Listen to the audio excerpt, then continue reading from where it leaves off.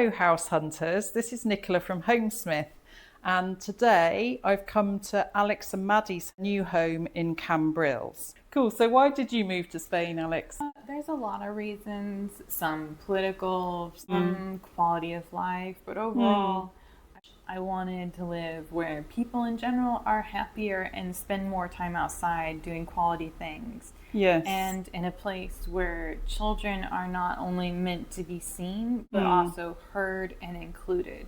And that's completely different from the US where, you know, it's not the normal way and it's not ingrained into the culture like it is here. And plus, I wanted a beach, but not only that, I can also be 2 hours away from the mountains. Where are you from in America? Which part of America were you living in? Smack dab right in the middle. I was born and raised in the state of Missouri, and although I've traveled a lot out of it, this is the first time ever being so far living away from what would be considered my original home. And then you've visited Spain before? Normally just shorter visits, that kind of jazz. We have flown out before, Oh, but okay. most of the time it's better on a cruise ship because it's slow. Yeah, relaxing, and you're on the water. Yeah, and all inclusivity. Yeah, it's easy when you've got kids. You don't have to think about cooking. Yes, Maddie's been on 3 cruises and she's only 4. Oh my God, you're so lucky. And what made you choose this location? You did some short trips to Spain before. Yeah. Did you look at different locations, or was it always this area? I looked originally further south because because in Andalusia they only speak Spanish, and so that was a really easier way to go about it. But it's hotter there and it's more desertish. Yeah, it's drier. So I thought, well, maybe the north. But then I was like, I really don't want rain or cold. So then it was back to the south, and so I just kept inching further up to France.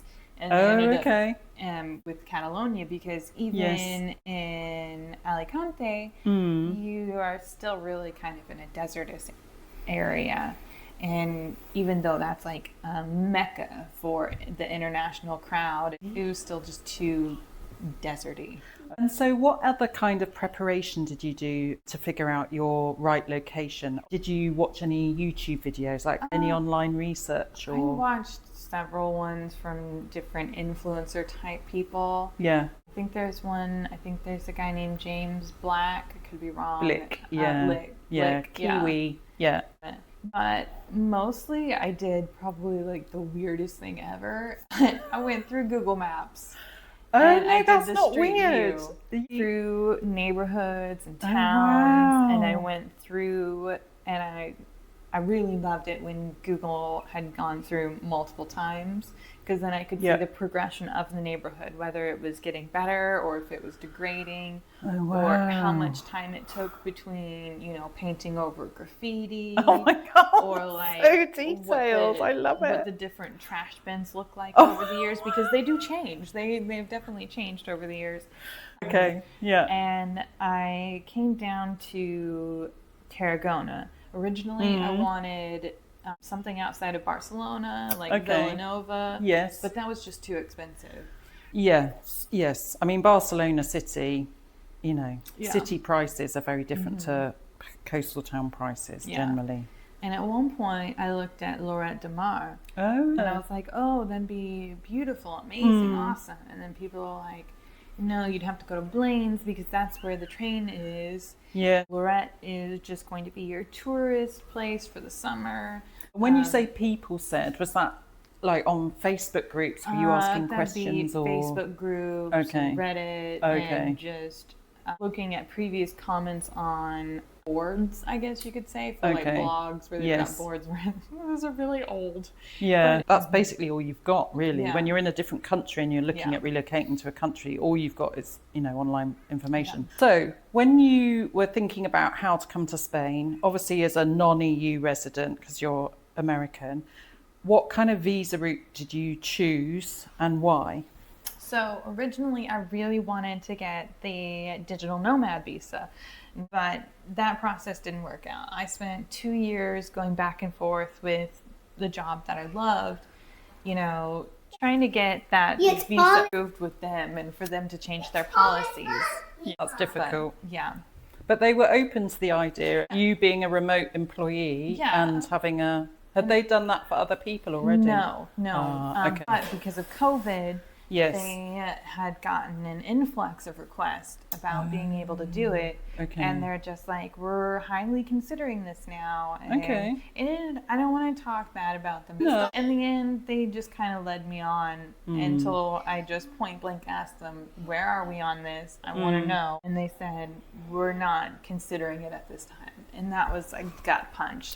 Wow. So I made the decision to pretty much sell all of my belongings, my fully paid off car, our big house, and whatever belongings I could sell, I sort of tried to sell. And then I donated so much other stuff. And then I ended up actually still giving a whole bunch of stuff to my friend because my work didn't give approval for digital nomad visa. I didn't want to wait to try to find another job that would let me. So I just said, I'm going to go for a non-lucrative.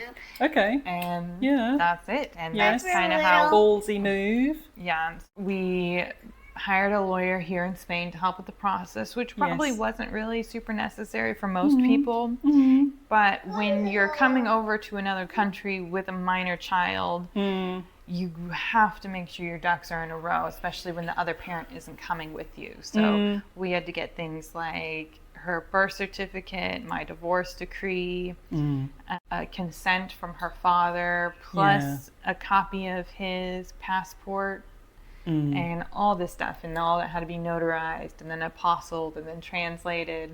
Yeah, no, it's a lot. And so it was just nothing you really wanted to miss out on. So no, especially as you've been, thinking you were going to do the digital nomad visa, and which would have been so easy because I could have applied here, but I still would have been in just as much trouble trying to secure housing going with the digital nomad.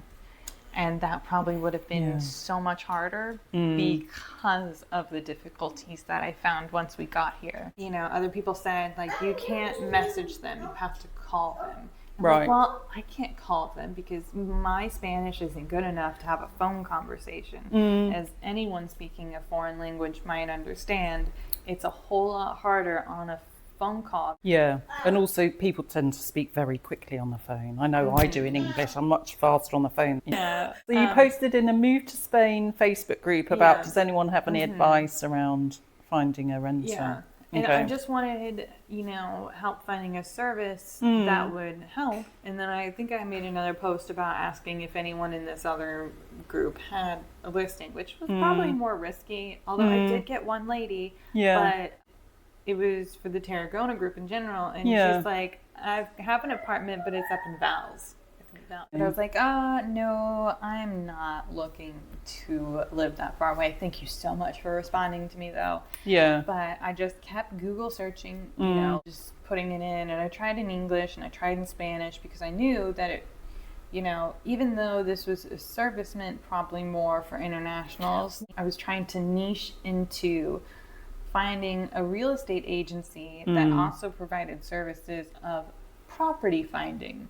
Right. And yeah. I finally found one. And I contacted them and I had a meeting with them and everything was nice. She gave me some information. Yeah. But when the quote finally came in, it was 2,200 euros. And I was just like, I'm sorry, I was expecting this to be like one equivalent to 1 month's rent. It's just, a regular agency fee. And then they also quoted me, $400 to help me get my TIE, $400 to help me get my Padron, but all these were virtual things, or just they'll fill out the paperwork for me. And I was like, you guys are crazy. Like, this is a scam. So it was 2,200 plus 400 plus... Oh, okay. I mean, it's steep. Yeah, and especially when it was for finding an apartment to lease. Yeah, it would be more understandable. That's what I was thinking. It's that's like a buyer's agent fee, or even a property lawyer fee. To be honest, they charge like 2.5. Yeah, so to buy. I was just like, I'm I'm sorry. So I went back to trying to do it myself. And then I saw your comment on a Facebook post. And I was like, hey.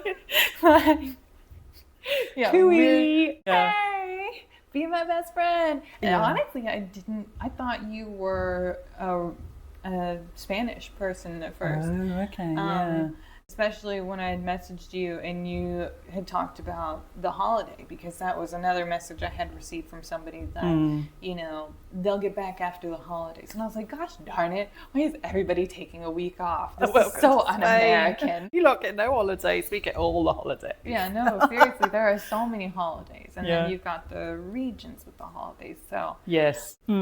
I messaged you a bit to try to figure out if you were legitimate or not, and I was really impressed that you did have a website. And I just figured, you know what, I'll go with it. It's I mean, look, when you come to a new country, it's just the fact that you don't have a Spanish work contract. You know, you can't speak Spanish yet. There's a lot of scammers out there, and there's a lot of not legitimate people. Well, because it's really hard to find a rent there that take advantage of that. And there was another lady that joined my house hunting community recently last week, and she's like, oh my God, I'm so happy to find this group.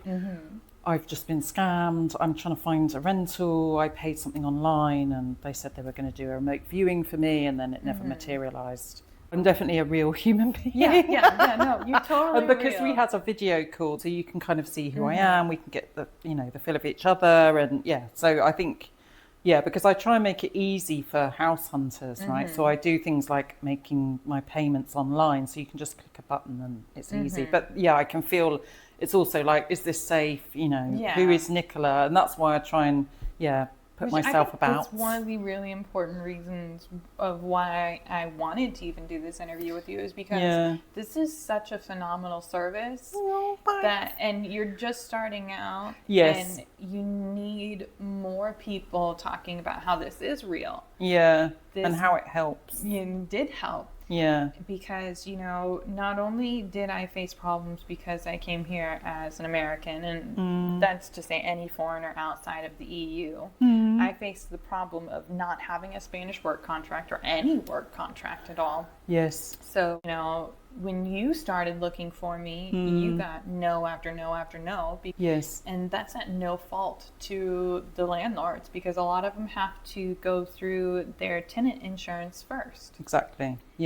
Look, everyone's trying to protect themselves at the end of the day, both the house hunters and the landlords. You know, they need to get money, they've got mortgages to pay, you know, and you need somewhere to live. But for some reason, the system and the process is so broken at the moment that, you know, it's really hard for anyone to make it work, you know. I did not expect any of it.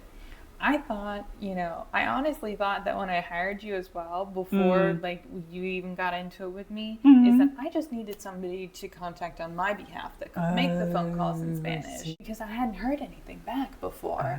It wasn't until you're like, listen, because you don't have this, this is a problem. And I was like, gosh darn it, none of these Facebook forums or Reddit pages or boards talked anything about it, because a lot of people that come over here, especially with the non-lucrative, come over here as a retirement or have enough money to straight out buy a house. Like, I guess it's the difference between doing this at your age than doing it when you're retired. Because obviously I think there is an assumption that people on non-lucrative visas are all retired. But that's not necessarily the case all the time. And some people are doing it as a sabbatical for 1 year. What surprised you? Obviously that's the big surprise, is that you couldn't just get an apartment. And the fact that, you know, I've got my assistant who does all the Spanish phone calls, and that makes it a lot faster. But we got I think we called 87 different people, and we got consistently no's. And in the end, you know, because I know which agents will work with which types of clients in which towns, you know, as soon as we found each other, Alex.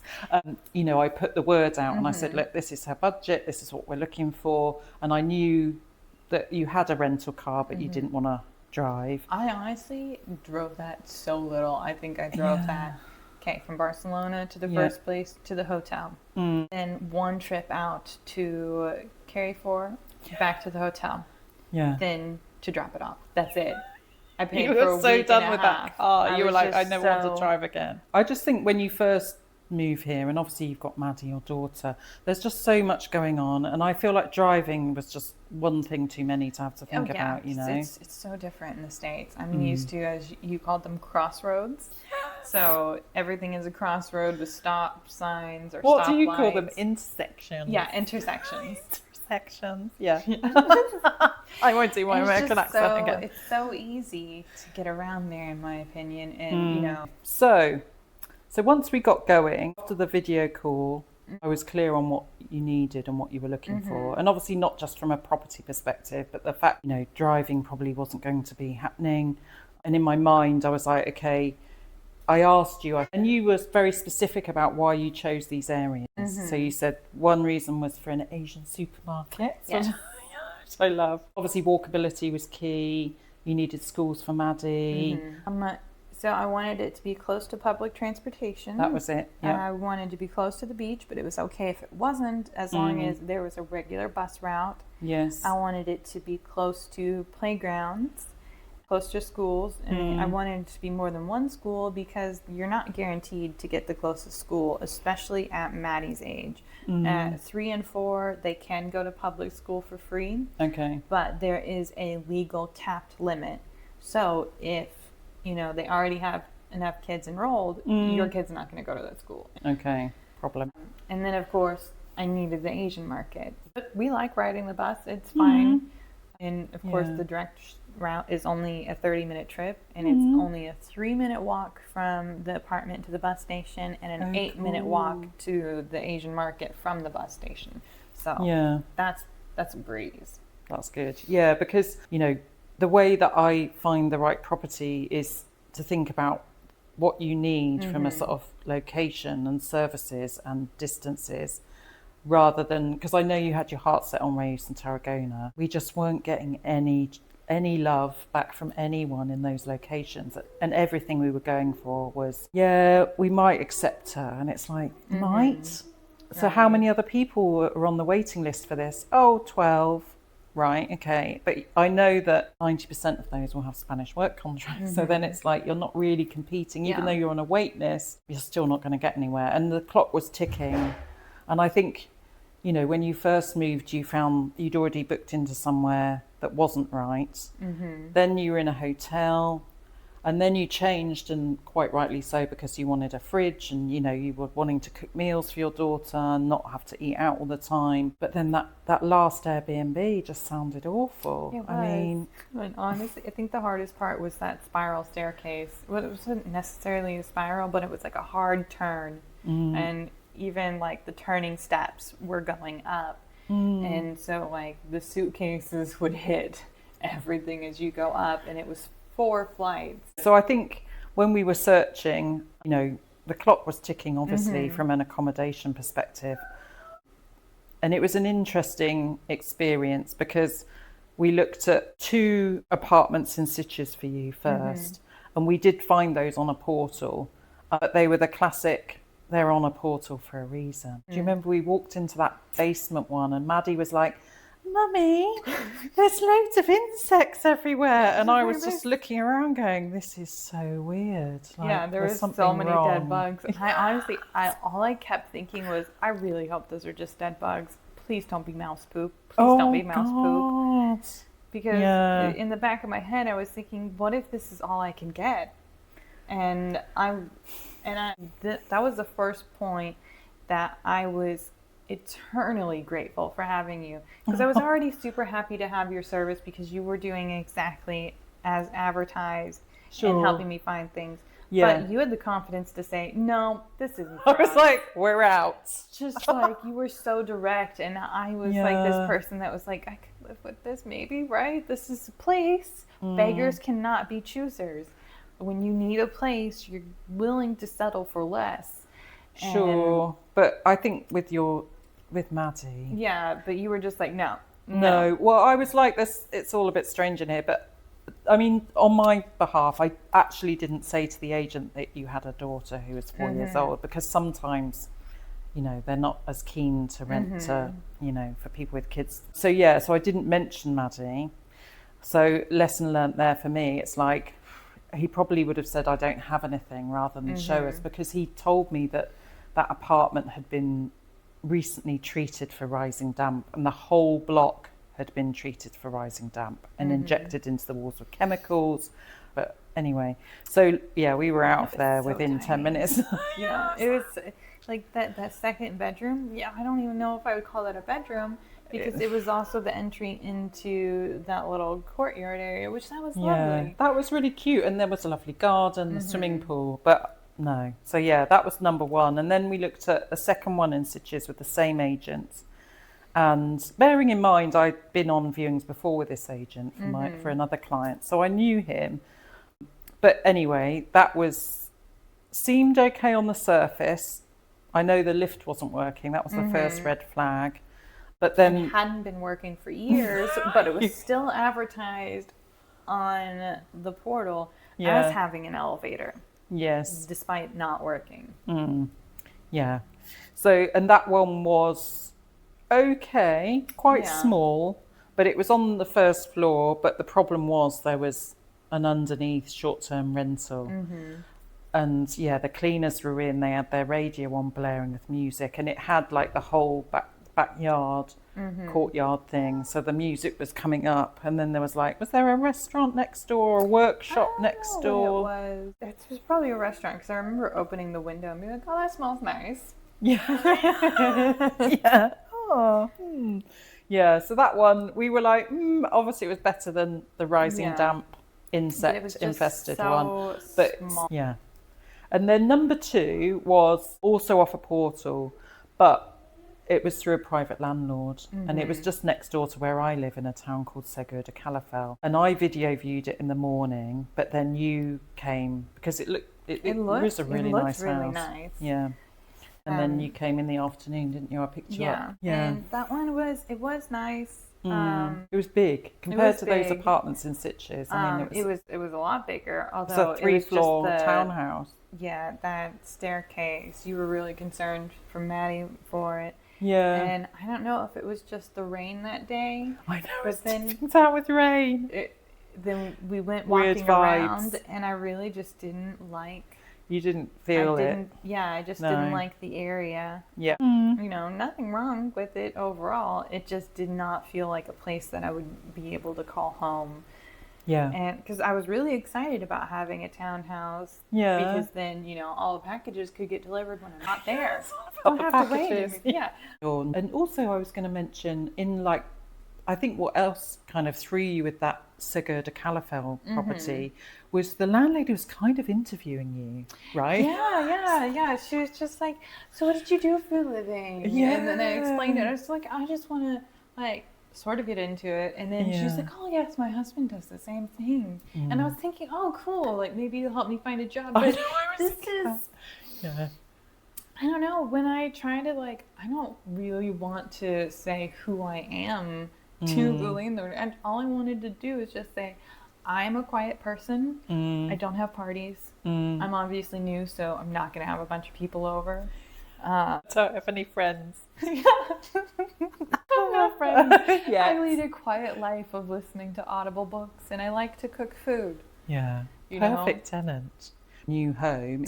We managed to find this through an agent that I'd already worked with in Sitges for another American lady finding a rental. I'd contacted her saying, did she have anything? And she said, speak to Jorge in Tarragona. So I contacted him, and he was in the middle of I think he was doing 2 or 3 other rentals. He said, I don't have anything.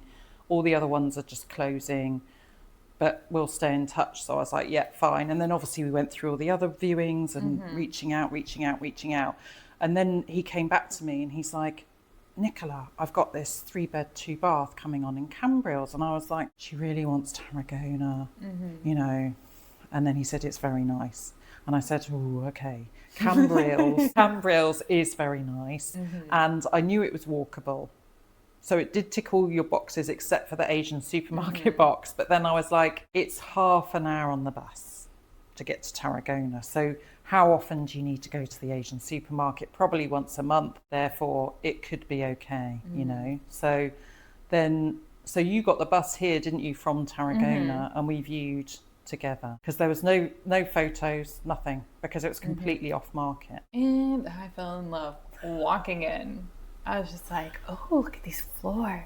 Ooh, look at this kitchen. Which the kitchen was like my least favorite part, but everything was new. Yeah. And then I saw the bedrooms and the closets and bathrooms. And yes, I want it. Because I was like, poker face, thinking, oh, I don't know how she's gonna. And you were just like, I want it. I was like, okay. Yeah. And because we had this discussion too, because the price was more than that was the thing. I wanted to pay, and honestly, I still think the price is higher than it should be. But again, I'm an American living in another country without a job. Yeah. It's the Spanish work contract thing. That's what, that's like the key. The Unlock rates. the cheaper properties is you have to have a Spanish contract. You have to be earning a Spanish salary. And again, it just depends on the agent. It depends on the landlord or landlady. But yeah, it's interesting, I think, to just share with other house hunters about your experiences, and just how different it is. Because I remember in one of our many car journeys, you were saying that, in America, you see an apartment on Zillow or whatever. Yeah. And it's very straightforward. Yeah, even that in America, you have apartment complexes. Right. And so most of the time apartments aren't even listed on things like Zillow. Okay. They're just listed on the company or the complex's website. That is how I did it with the apartment we were in for a few months before coming to Spain. So how's life been? Because obviously I haven't seen you for 4 or 5 weeks. How long have you been living here for now? A month now. We moved in on the 1st, which technically the agent helped us move all our bags in on the Saturday beforehand. Yeah. He was going to help get us in on that day, but the landlord wasn't available to do the handover of keys and get all the pictures of things, because they took a lot of pictures. Like they took pictures of all the meters, every room, different angles, which is totally different. They don't do that in the States. Oh, really? Yeah, it's not common, which it should be, because it helps show the liability of where things land. Exactly, yeah. Honestly, we've just spent several weeks just kind of unpacking, ordering more things than I thought I would need, returning things, getting other things, building furniture. Oh my God, that took me hours and hours and hours. Yeah, because this was rented unfurnished. Yeah. But the greatest part that since we moved in here, we haven't gone out to eat once. Oh, really? Yeah, so... Wow. I guess you probably over-indexed on eating out when you were living in the hotel room. Yeah, and it was honestly really hard for me because I'm not a big portion eater. And even in Tarragona, all the meals are still bigger than what I'd want to eat in a single sitting. Yeah. And then I have no mini fridge. And I know where to put it. So it's just like, do I eat this? No, we'll just waste it. That sucks. It feels like a waste of half the money. And then Maddie is so picky. Yeah. And, she does not have the palate of kids here either. No, it's all different. So most days it's honestly still a wash what she eats. She had candy for breakfast. I know, strawberry jellies for breakfast. A lot of the time it'll be a bunch of bananas and nectarines and then maybe some carrots thrown in there. And then chips. She eats so many chips. But we're just kind of settling in. We're still trying to find the perfect playground. Right. The best one so far is the Fisherman's Park. Oh, yes. Whatever it is in Spanish. You've got your NIE number, obviously, and you've got your visa sorted. Have you got your Padron, your empadronamiento? Yeah, we did that. I scheduled that before we had even moved in. Oh, great. But sadly, I couldn't even get it. My first appointment that was available was on the 9th. Oh, wow. So, and I've tried to get my TIE, but there are no appointments available. But it said that there are appointments available if I'm signed up for Clave. Or however that's pronounced. Clave, So I've tried to do that, and I've had to reschedule my appointment twice. But you're on the way to getting it. Yeah. And then Maddie's school, have you researched?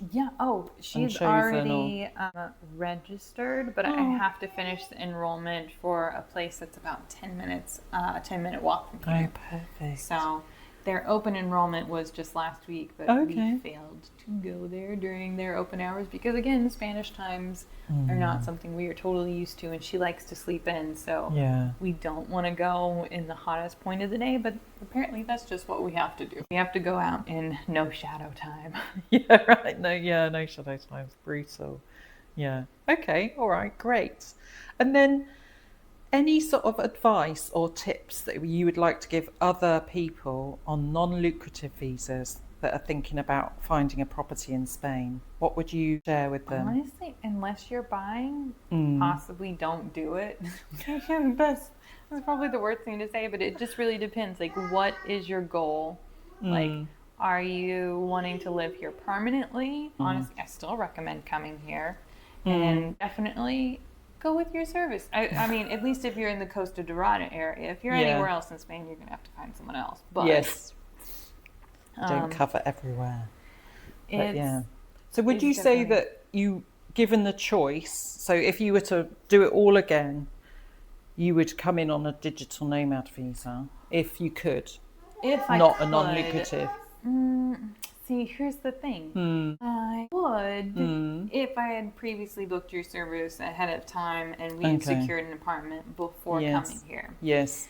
Because otherwise it is such a nightmare to go viewing properties because it's too much stress to look for a property because like your client, however you want to say, you know, she's on the digital nomad visa and she was going Airbnb to Airbnb to Airbnb. Yes. And that's so stressful. Yes. And at least for me, having a kid in the mix as well, that would just be impossible to try to get your working hours in along with working full time and having a kid and run a house on. I mean, because like especially if you're moving to a foreign country with a kid, you're gonna have to look into the school services. If you have a child that is over the age of 6, before you apply for your visa, your child already has to be enrolled into a school. So you'd have to have an international school, which it's fine for most people. You'll just have to pay the registration fee, which is mostly likely non-refundable. But in order to get your visa, you have to already be enrolled in a school for that child. Wow. And that's kind of a loop for some people. But honestly, I'd still recommend it, you know, doing all of it because getting to Spain is the goal. How you get here is whatever you can do. Yeah, whatever you can do to make But whatever you can do to make it easier on yourself, you should definitely do that. And, you know, that's why I was looking for someone like you, desperately looking for someone like you. And I'm so happy to have found you because you literally made all the dreams come true because otherwise I don't know what we would have done. What you would have done I wouldn't have found this property. Well, you wouldn't have done, no. And I'm so happy about this property too. Because honestly, I'm really happy about this for you. This is way better than being in Tarragona. Because despite not having the shops that I want, everything here is alive and I'm so close to the beach. And the funny thing is, we still haven't actually been to the beach here yet. I was just about to say, have you swam in the sea? No, oh my God, that's hilarious. But I guess you need to be at home for your deliveries.